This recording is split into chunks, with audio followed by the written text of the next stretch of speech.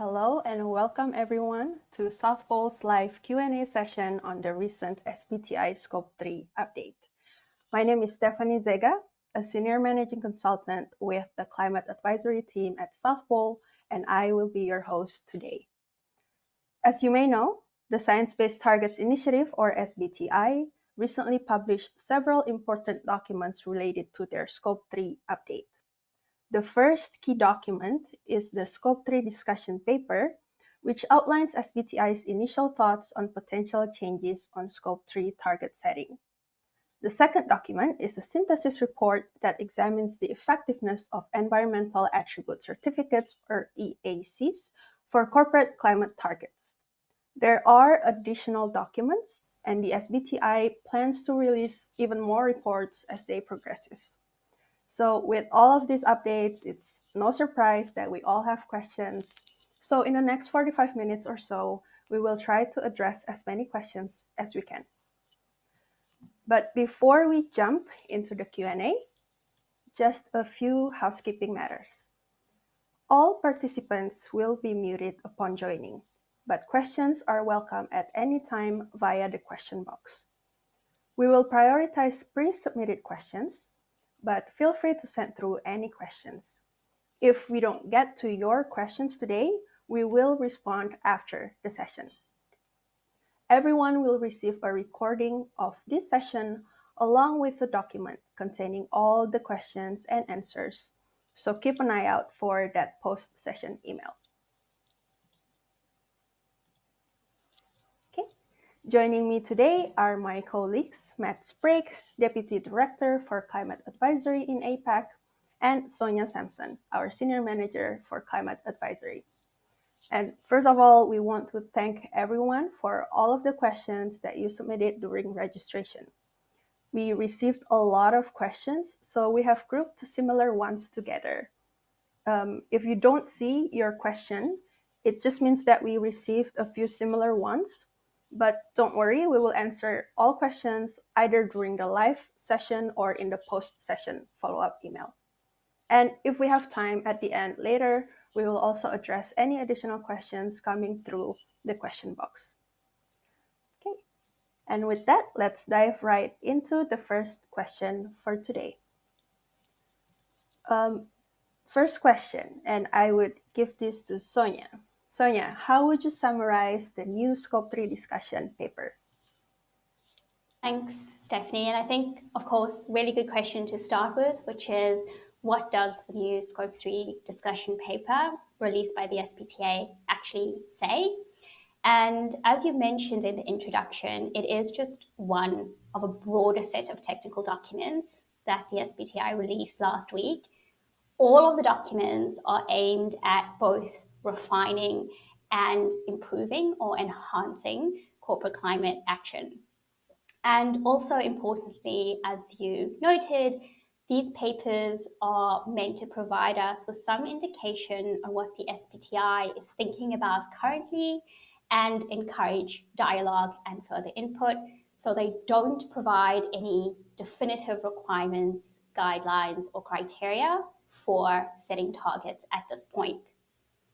Maybe a first question to understand is what is the context, or why has the SBTi released these documents now?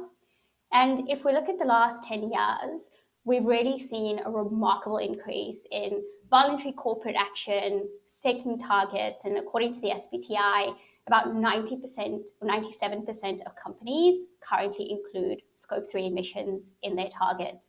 And this makes sense because I think we recognize that value chain emissions are a really important part of the climate story.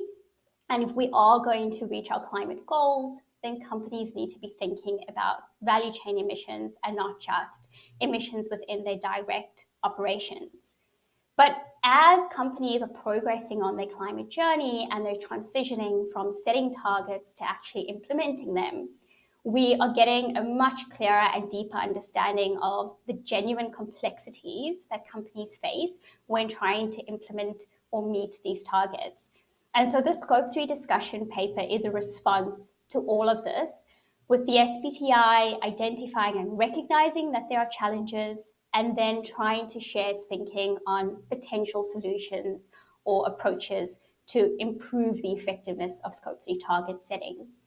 So the paper starts with a summary of current challenges that they are seeing with companies actually trying to implement their Scope 3 targets and the gap that exists between initially setting these ambitious targets and then practically achieving them. And then the document moves on to explore potential solutions or alternative approaches to responding to these challenges. So some of these potential solutions or approaches involve supplementing the current impact-based metrics. So when we talk about impact-based metrics, we're talking about traditional greenhouse gas emission metrics, so tons CO2 equivalent. And the SBTi discusses potentially complementing this with what is known as outcome-based metrics or alignment targets, which are really metrics around how your activities are aligned with climate outcomes. And together, the thinking is this could provide a more nuanced understanding of how a company is actually progressing towards decarbonisation.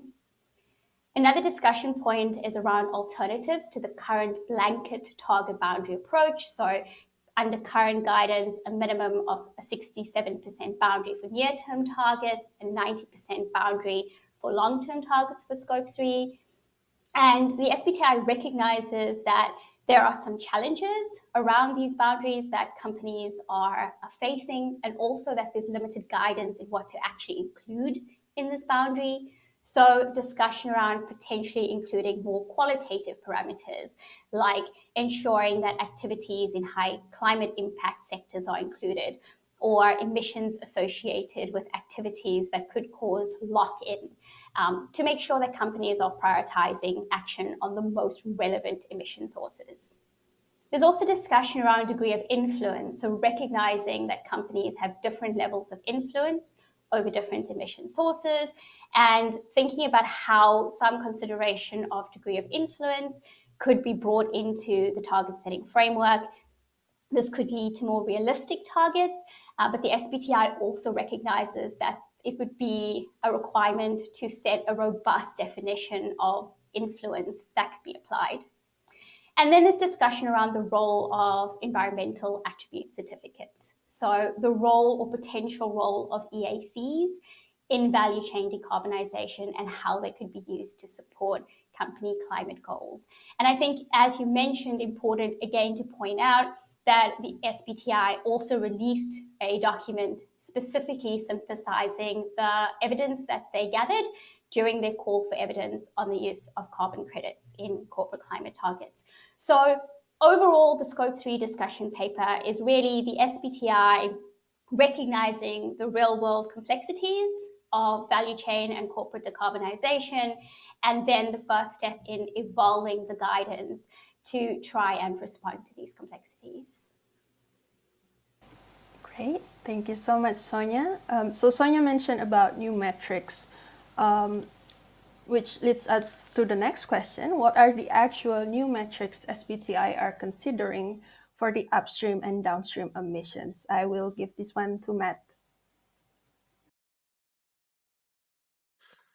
Thanks, Stephanie. Hi, everyone. Good to be talking today. Building on from what Sonia said previously, the SBTi is actively exploring how they can help companies address these metrics to drive progress towards these Scope 3 targets. There's no definitive answer at the moment, and they're looking to build into this, build on these papers towards next year when they update their guidance. But for now, they're just identifying the challenges and some potential solutions. And the challenges that they've identified, again, Sonia mentioned some challenges around achieving targets, but within Scope 3 specifically, they've identified three pretty major challenges, which a lot of our clients face when they're doing their greenhouse gassing and target work. There's the variability in different accounting methods. So in the paper, they showed how different emissions categories were accounted for, either using supplier-specific emissions factors, average emissions factors, and spend-based data. And using different methodologies, relying on secondary data can not provide a highly accurate Scope 3, and it doesn't necessarily give you the control or influence over those emission sources if you're using global average emissions factors. And then when you aggregate Scope 3, it doesn't differentiate between the different types of the emission sources, such as things that have occurred in the past and some emissions occurring in the future, such as the use of your product. The emissions occur ongoing into the future after you've sold the product, whereas purchased goods and services are things that you've purchased and have already been created, and those emissions have already happened. So they've identified these three challenges, and then they're looking to supplement some impact-based metrics with some outcome-based metrics. So the income-based metrics is emissions. It's what we've got at the moment. It's looking at that absolute reduction or intensity-based reduction on emissions. But that outcome metric focuses more on the actions or conditions that can lead to lower emissions at a global level rather than just the emissions themselves. So they're trying to provide a clearer and more actionable framework for companies to align activities with global climate goals. And they've identified a couple of examples, one being your upstream emissions. So this is purchased goods and services, upstream transportation, for example. So aligning policies or metrics to track the percentage of materials you buy from suppliers that have either set science-based targets themselves or are actively showing that they're reducing emissions in the product. So rather than looking at the emissions associated with those products, it's saying I'm going to source 75%, 80% of my materials from accredited providers. So it might not directly correlate to emissions, but it's the policy and an outcome-based approach. Similarly, you could look at low carbon transportation, so measuring the proportion of goods transported using electric vehicles, low emissions vehicles, or low emissions logistics services. Again, it might not directly correlate to a percentage reduction in Scope 3, but it's looking at that policy-based approach where we're going to transport all emissions via sea freight, no air freight, or we're going to use electric vehicles in our upstream transportation rather than using traditional combustion vehicles. Similarly, looking downstream, so this is where once you've delivered a product or something to market, what are your end of life options? So looking at policies to improve and monitor the recyclability of your product, what's the environmentally responsible disposal method, and setting policies and design around that. And similarly around transportation, how do your customers get your product home or to their place of work? How do they use that product as well? So you can help align those with low carbon goals.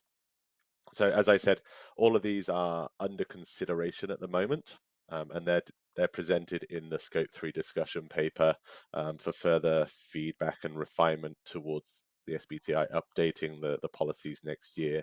But it really could show a shift towards a more dynamic and forward-looking approach to managing Scope 3 rather than purely relying on Scope 3 greenhouse gas emission tons CO2 equivalent as the be-all and end-all metric. And the idea being that that's more aligned with achieving global emission goals rather than company-specific goals. Converting the Paris Agreement to a specific company is always challenging, and the SBTi has been challenged with that task, but this is maybe taking a step back and looking at the sort of the landscape more holistically. And they are seeking input from stakeholders to ensure that these metrics are robust, practical, and effective in driving that real world decarbonisation. Thank you so much, Matt. The next question is related to alignment target that you just mentioned. So would companies need to show what parts of their supply chains align with their SBTi targets, or are alignment targets something different? Great question. Thanks, Stephanie.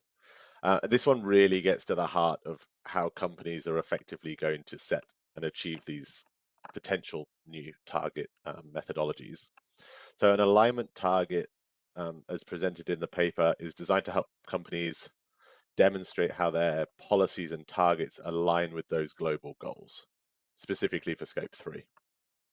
And so while it might sound like a new concept, it's actually an extension of their existing methods, particularly the supplier engagement target or the renewable energy procurement targets. So it builds on those two methodologies where you look at X% of suppliers will set a target by a five-year horizon, or we're going to set a percentage renewable energy target. So how these potentially new alignment targets may work is looking at upstream emissions, for example. You might set alignment targets focused on activities, as I mentioned before, around the production or processing of commodities. So an example might be increasing the proportion of certain commodities, say, palm oil or paper or some other thing that you're purchasing for your business, and using suppliers that are aligned with reaching net zero by 2050. And that might mean choosing suppliers that have set science-based targets or actively reducing their emissions, as I previously mentioned. Those suppliers don't have to have validated SBTs, but maybe they have internal targets or they've got things in their own sustainability report. And then on the downstream side, as I said, it's shifting towards delivering products or services that are aligned to a net zero 2050 goal. So that might be changing your product mix from, for example, making gas boilers to making electric heat pumps. It might have the same amount of emissions in the production and creation of those products. It might even be higher. But if you look at life cycle emissions of that whole product, shifting your product range to a more low carbon aligned future may be one of the options there. So you could look at boosting your low carbon products to demonstrate those goals. Going to the practical implications, how do these actually maybe going to work? It means not just setting a holistic high-level target across the business, but you need to make sure that these actions are embedded in your day-to-day operations. So if you're going to shift your product range, that's a whole business-wide strategy. It might mean you have to upgrade your manufacturing facilities, you need to update your operations. And so it really goes back to corporate strategy and changing how you fundamentally run your business. It requires a lot of supplier and customer engagement. Again, if you're looking for a new product line or you're looking to change suppliers to align with these goals, you need to understand what your suppliers are currently doing, what they're looking to achieve, what targets they've set, and then maybe helping or facilitating them to set targets and reduce emissions as well. And also the same with your customers. There's no point developing a whole new product if there's no market fit, but identifying what a low carbon solution might be that is needed in the future. And then in terms of showing progress, the idea is that it's easier to track progress on these.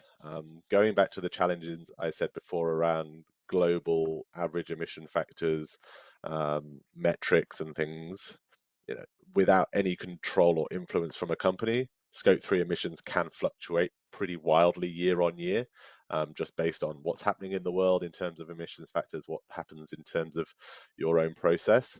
But in terms of policy and percentage of suppliers that have set targets, that might be a lot easier to track and should be more consistent year on year.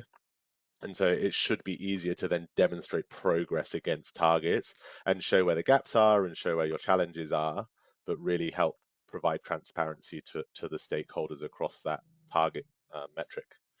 And then so we need to show how supply chains are going to align with the SBTi alignment targets, but they are designed to be more specific and actionable and really helping companies to directly link their activities to the target rather than having this sort of esoteric GHG number in the middle. And then aligning on the activity level, we think that it should make it more easy for companies to track against targets. Great. Thank you so much for answering, Matt. And then someone asked about the relationship between SBTi and ISSB, or the International Sustainability Standards Board. How do they align and where do they differ? I will give this one to Sonia. Sure, thanks, Stephanie. So, let's talk about SBTi and ISSB because they are complementary, but they do have slightly different focus. So if we think about how they are the same first, maybe, both the SBTi and the ISSB, their overarching aims are to promote transparency and accountability in corporate sustainability, and then particularly, especially for this discussion around climate change. So helping companies adopt and disclose practices that are aligned with global sustainability goals. And if we look into climate-related policies or disclosures more closely, so the ISSB's IFRS Standard 2 specifically requires companies to disclose detailed information around their greenhouse gas emission reduction targets, including whether there are gross or net targets, and also how offsets might be used towards reaching those targets. And we can see how this would align with the SBTi that focuses on greenhouse gas emission reduction targets and really providing a framework for companies to set and then disclose their progress against these targets. And of course, both the SBTi and the ISSB, they have global reach and influence. So the ISSB, which is part of the IFRS, or the International Financial Reporting Standards Foundation, has really set the benchmark or the baseline for global sustainability disclosures, and we're seeing this being incorporated into mandatory disclosure frameworks globally. And the SBTi, of course, is a global or widely recognized framework for setting emission-based targets. So we see alignment in terms of focus, how they support climate-related disclosures, particularly around targets, and then the fact that they are both global bodies. But there are also some differences. So if we drill down into their specific scope or the specific focus, let's start with the SBTi. So the SBTi is really focused on helping companies or providing frameworks for companies to set emission reduction targets that are aligned with the Paris goals. And it provides the framework, the guideline, the resources for companies to be able to do this. The ISSB actually looks at a much broader mandate, so broader sustainability disclosure standards around their two standards, IFRS S1 and S2, and it goes beyond greenhouse gas emission reduction targets, although this is part of it. Another difference, which I've already slightly alluded to, is when we think about what is voluntary and what is mandatory. So the SBTi has always been a voluntary framework, and that remains the case. Companies can choose to have their targets validated under the SBTi. This does offer credibility in the targets that are set, but it is not a regulatory requirement. Now, the ISSB standards themselves are also not mandatory, but we are seeing that they are forming the foundation or being incorporated into local jurisdiction disclosure frameworks, which are then being legislated or mandated. So companies are then required to follow these guidelines. And then if we specifically think about targets and the use of offsets, the SBTi focuses on ensuring companies are setting these robust targets. And for near-term targets, the SBTi only allows what is known as net targets, and they have very specific rules on how offsets can and cannot be used.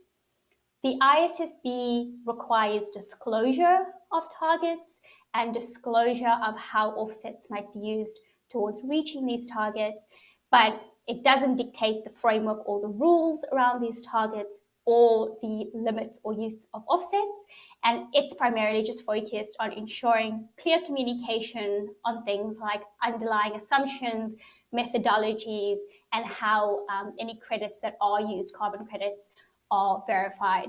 So I'd say in summary, they work together, but the SBTi is focused on providing these guidance and frameworks for setting targets, and the ISSB on establishing standards for voluntary disclosure. Together, they support companies in both action and then accountability and disclosure on climate-related issues. Thank you so much, Sonia. Let's look at the next question we received. So there are a lot of terms, right? Commodity certificates, environmental attribute certificates, and carbon credits. Are they all the same? Sonia, you would be the perfect person to answer this one. Sure, and this really is a good question because there are a lot of terms, but understanding what these terms mean, how they overlap, how they're different, is a really important part of navigating this space. So let's start with EICs, or environmental attribute certificates. And what are they?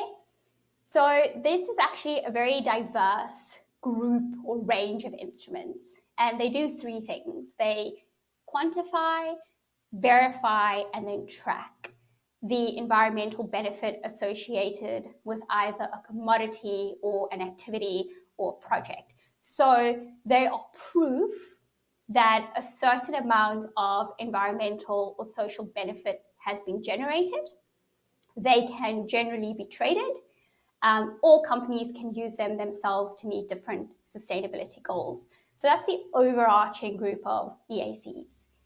And then if we think about how companies can use them to support climate-related claims, there's two broad categories. So the first is carbon credits. So a carbon credit represents either the reduction, the avoidance, or the removal of 1 metric ton of carbon dioxide equivalent from the atmosphere. So they can be generated from activities within your value chain or beyond your value chain. They can be traded in carbon markets. And as I alluded to, they can be generated through three types of projects. So either projects that avoid emissions. So yeah, we could think about renewable energy projects, avoiding emissions from a fossil fuel generation facility to provide the same amount of energy. They can come from projects that reduce emissions, so energy efficiency as the most obvious example, or from activities or projects that actually remove carbon from the atmosphere, like reforestation. And so, for example, a company could purchase carbon credits from a wind farm to offset emissions it produces from a manufacturing process. So those are the first category of carbon credits. There is another category of commodity certificates as a broad group. So commodity certificates, they provide verified information about the attribute, and specifically the sustainability attribute of a commodity, which could be an agricultural product, an energy product, or an industrial material. So commodity certificates, they communicate the performance, either the environmental or social performance of a commodity, and ensures that it meets a certain standard. And they differ from carbon credits in that they don't represent a direct reduction or a direct removal, but rather confirm that the commodity was produced in a way that aligns with climate goals. So an example here is a coffee company, and they could use agricultural commodity certificates to show their coffee beans are organic or sustainably grown. Or you could look at commodity certificates like renewable energy certificates, or RECs, which represent the environmental benefit and confirm that that electricity was generated from a renewable source. So are they the same? To answer the question, Stephanie, no, they're not the same. They all fall under this broad category of environmental attribute certificates, but they serve slightly different purposes. So carbon credits convey a mitigation outcome, removal or mitigation or avoidance, while commodity certificates provide climate-related performance information. But all of them can be used by companies to substantiate environmental claims in different ways. They can support compliance with voluntary or mandatory schemes, and both categories really aim to enhance transparency within companies' value chains. Okay, Matt, do you have Just to add, anything to add? yeah, I'd just add two points onto this. I think anybody that's looked at their renewable energy strategy might get confused with the term EAC. So in the SBTi language, they are talking about environmental attribute certificates. People may have heard the term energy attribute certificates. They obviously both have the same acronym. An energy attribute certificate is a type of environmental attribute certificate, not to be confused. So that environmental attribute certificate that the SBTi is talking about includes carbon credits, RECs, as Sonia said. And then the other point, building on that, is that the current papers from the SBTi are only looking at carbon credits. They are not looking at renewable energy certificates. They're not looking at sustainable aviation fuel certificates. They're not looking at biogas certificates. And our understanding is that they are looking at delivering papers on the impact and influence of other EACs, environmental attribute certificates, in a future synthesis paper. And they collected a lot of evidence around the impact of those types through the last round of in stakeholder engagement, but they have not released the results of that yet. So when you're reading EACs in the SBTi papers, they are talking about carbon credits at this stage. Great. Thanks, Sonia and Matt. Let's look at the next question. So I think this is one of the most asked questions we received. What does the SBTi's latest update say about the use of carbon credits for Scope 3? What is or is not recommended, Matt? Thanks, Stephanie. So as I said, the EACs they're talking about are mostly carbon credits, but they do talk about commodity certificates as well in the paper. And they've identified 5 potential scenarios where EACs may be used in future or are currently used as well. So scenario 1 is the use of commodity certificates from value chain activities. This is looking at mitigation strategies where it's an important approach for supporting a company's value chain mitigation claims. So looking at products or services that you may purchase as a feedstock or an input to your business that has strong traceability or is produced in a way that is consistent with net zero emissions. An example here may be for a car manufacturer that wants to buy green steel or low carbon steel from a facility using renewable hydrogen instead of metallurgical coal in their blast furnaces. So having that really strong traceability on that specific product or commodity could look at scenario 1. Scenario 2 is similar for commodity certificates, but from activities with lower traceability. And they propose to include some guardrails to ensure the quality of those commodity certificates, which might include things around volume and maximum periods of interim use before moving to a scenario 1 EAC use from value chain activities. Scenario 3 looks at the use of carbon credits from activities within the value chain and whether they could be used towards emission reduction claims. Ultimately, there's no firm word from the SBTi on this as they're continuing their research to reach some decisions. They need to think about things such as double counting, standardization of value chain traceability.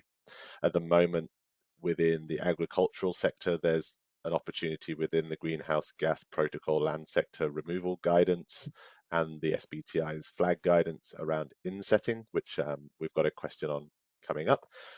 So we might answer that then, but I think insetting is a really interesting opportunity both in the agricultural sector and non-agriculture as well. Scenario 4 is talking about neutralization of residual emissions using carbon removal credits. As Sonia mentioned in the last question, those 3 different types of carbon credits, removals being projects that take carbon dioxide out of the atmosphere and put it into long-term storage. At the moment, we can use up to 10% of the baseline in the net zero year to neutralize any residual emissions, including scope 3. But they're going to look at further research to specify guidelines on areas such as matching emission type So if you have fossil emissions, we need to look at long-term storage. If it's a biogenic emission, maybe a biogenic storage, looking at the carbon cycle, the long carbon cycle and the short-term carbon cycle. So there's a few more nuances that the SBTi are looking at there. And then finally, scenario 5 is the SBTi's recommendation around beyond value chain mitigation. And this is using carbon credits, any of the 3 types that Sonia mentioned, avoidance, removal, or reduction, to compensate for residual emissions as you work towards your targets. And they are looking at guardrails to mitigate some potential risks, looking at criteria requirements, as well as making sure that claims are robust and transparent, and the use of those credits is clear, especially when making claims regarding the use of those. So at the moment, the SBTi is not suggesting that carbon credits can be used to achieve Scope 3 targets. However, they've got those 5 scenarios I said that can support global action towards net zero. Looking between now and 2050, there's different strategies, and understanding what the different use of those different commodity certificates and carbon credits is really important in establishing that full strategy. But hopefully we'll get further guidance on at least the first 3 scenarios. The 4th and the 5th is established already in the future releases. Great, thank you, Matt. The next question we received, can you please provide some examples where large corporations are genuinely supporting their suppliers to reduce emissions? Maybe Sonia can take this one. Sure, and that's a fair question because, of course, very challenging to balance competing demands. So I'll just quickly provide 3 examples of some of the work that we've seen. We are working with a number of companies that are genuinely engaging with suppliers and making financial investments. So we're working with a large agri-food conglomerate who are engaging with their coffee suppliers in Latin America through a cooperative. In this example, the company is paying for the seedlings, the logistics, the training, the management fee, etc., to support this cooperative with carbon removals in the coffee system, and in this case that would be through the planting of trees. Another example from a completely different sector would be looking at private equity firms, where they are making genuine and significant financial investments to support their portfolio companies in developing their own targets and developing their own emission reduction roadmaps. And as a third example, we've also partnered with a multinational consumer goods company, and they've set up a renewable electricity group buying initiative. So this is to encourage and facilitate their suppliers to be able to more easily and more streamlined fashion switch to renewables and be able to access renewables. So just a few examples, but all of these activities are critical for value chain activities, and I think also identify the importance of collaboration in the supply chain. For sure. Thank you for that, Sonia. We are sadly nearing the end of our session, so I will ask just one last question, and this one actually comes from me. With conflicting advice on offsetting and setting science-based targets, what do you recommend for companies seeking real impact do without getting bogged down with all of these uncertainties and confusion? I would like to hear from both of you, so maybe let's start with Sonia. Sure. So I would say that corporate climate strategy should be the starting point. So companies need to understand and quantify their impact on the environment as a starting point, and then move to decarbonize their value chain. And then as part of that, companies need to anticipate and recognize that at the net zero year, there will be residual emissions, and also include preparation for managing those residual emissions as part of the net zero strategy. So there is this overall corporate climate strategy, and then also a subset looking at your procurement strategy around how you'll manage these residual emissions, and really starting to understand who the market participants are, making sure that you are seeking out partners who are increasing transparency, and then regularly reviewing and adjusting your carbon credit portfolio as this market continues to evolve. Matt, please add your thoughts. Thanks, Sonia. I think the key takeaway from me, or the key message from me, is we are supposed to be in the decade of action, and we are still delaying our action. I don't think we can wait for 2025 when the SBTi releases a paper to start moving again on targets. So it's really important that companies continue to set targets, continue to progress on taking real climate action, with the understanding that those goals might change in the future, or the frameworks might change in the future as the science improves, as the science hardens up and the SBTi changes their guidance. We need to make sure that we set really clear targets today and have the understanding that we need to be flexible in our approach. So developing a holistic, really clear, transparent climate strategy that understands risks, understands opportunities, understands the use of carbon credits in your portfolio as one of the levers for decarbonisation. I think that's where I would recommend it's taking that first step. And look, there's other groups out there that fully understand the use of carbon credits in a reduction strategy. We need to do both. We need to decarbonize now and offset. I think we've lost the time to do one or the other, and we've definitely lost the time to keep arguing between groups about one or the other. It's got to be both.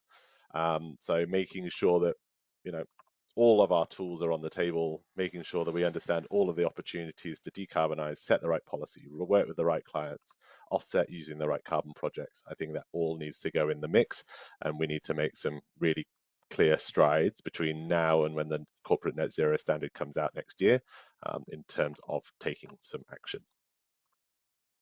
Amazing. Thank you so much, Sonia and Matt, for all of your insights during this session.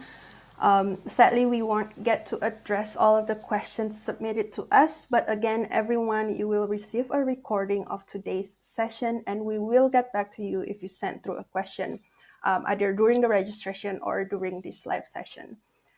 Thank you so much for joining us today. Please don't hesitate to reach out if you have further questions or if you need help with your decarbonization journey. Enjoy the rest of your day, everyone.